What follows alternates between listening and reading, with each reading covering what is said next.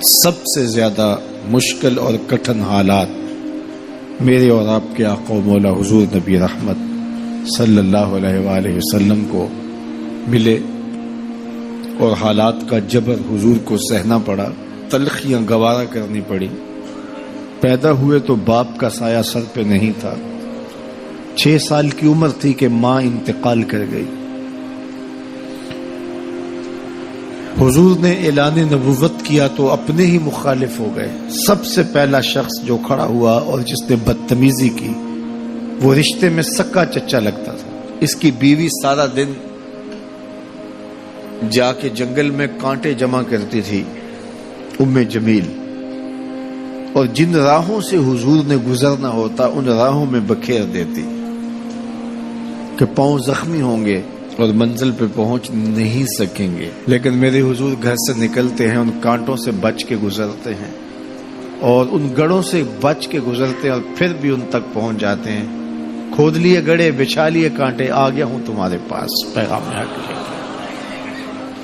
عقبہ بن ابی معیط حضور کے گلے میں کپڑا ڈال کے تو دیتا ہے، حضور کے گھر کے سامنے کوڑا پھینک جاتے ہیں، اجنیاں حضور علیہ الصلوۃ والسلام کے بدن میں حالت سجدہ میں ڈال دی جاتی ہیں۔ اور یہ وہی ایام ہیں کہ حضور کا شفیق چچا کفار کی ریشہ دوانیاں بڑھتی ہیں تو بولتے ہیں کل ما عجبتا، میرے بھتیجے جو تمہارے من میں آتا ہے کہو، میں جو ہوں تمہاری پشت پہ کھڑا ہوں میں۔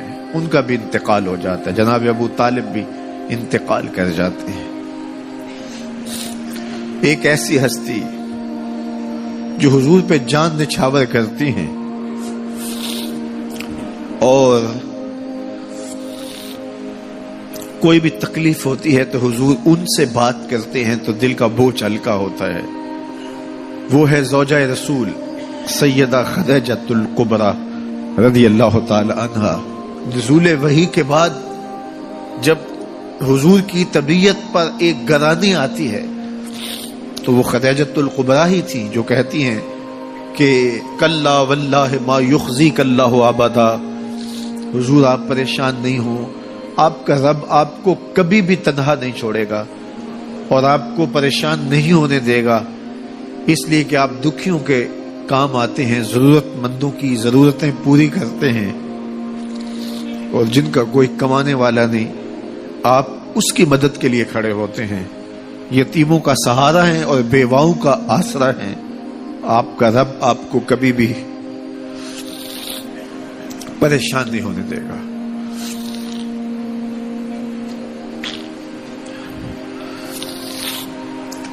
سیدہ خدیجۃ الکبریٰ کا بھی انتقال ہو جاتا ہے، جو ہر مشکل وقت میں ڈھارس بندھاتی تھی،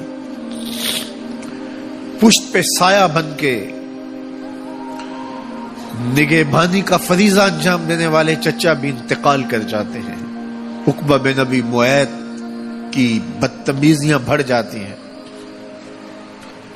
راہوں میں کانٹے بچھتے چلے جاتے ہیں، گڑھے کھودے چلے جاتے ہیں، ادھر حضور کے غلاموں کو پکڑ کے چوراہوں میں لٹا کر کے کوڑے مارے جاتے ہیں، چکیاں پسوائی جاتی ہیں۔ حضور گزرتے ہیں تو عمار ابن یاسر کے خاندان کے ساتھ تکلیفوں کے پہاڑ ٹوٹے ہوئے ہیں۔ حضرت سمیہ رضی اللہ تعالی عنہا جو حضرت عمار ابن یاسر کی والدہ ہیں، ان کو مکے کے ایک چوک کے اندر ابو جہل نیزہ مار کے شہید کرتا ہے، حضرت یاسر شہید کر دیے گئے۔ بلال حبشی چکی پیستے ہیں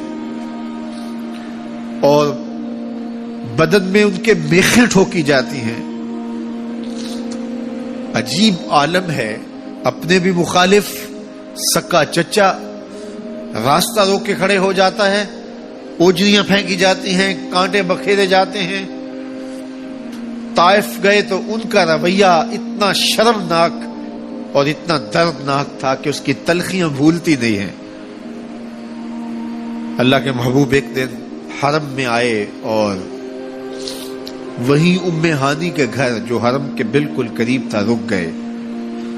فرماتے آنا بین النوم والیقظہ، میں نہ تو ابھی سویا تھا نہ ابھی جاگ رہا تھا، میری درمیانی کیفیت تھی۔ تو فرماتے ہیں کہ میں اپنی چچا زاد بہن ام ہانی کے گھر میں تھا کہ جبریل براق لے کے آ گئے اور آ کے سندیسہ دیتے ہیں ان اللہ اشتاق الی لقائک یا رسول اللہ، محبوب زمانے کے دکھوں نے آپ کو گھیر لیا ہے اور تکلیفیں حد سے تجاوز کر گئی ہیں۔ رب کہتا ذرا آؤ نا، میں رخ سے نقاب اٹھاؤں اور آپ کو جلوہ کرا کے سارے غم غلط کر دوں اور سارے دکھ دور کر دوں۔ تکلیفیں حد سے بڑھی، اذیتیں زیادہ ہوئیں، تو مالک نے کہا محبوب وہ منظر بھی دیکھے کہ طائف کے بازاروں میں لوگ پتھر لیے کھڑے تھے، اب وہ منظر بھی دیکھو، رضوان جنت کے پھول لیے کھڑے ہوں گے، فرشتے قطاروں میں منتظر ہوں گے، وہ پتھر لیے کھڑے ہوں گے، یہ پھولوں کی کلیاں لیے جنت کی حوریں کھڑی ہوں گی۔ تو حضور کے استقبال کی تیاریاں ہیں، جبریل براق لے کے حضور کی خدمت میں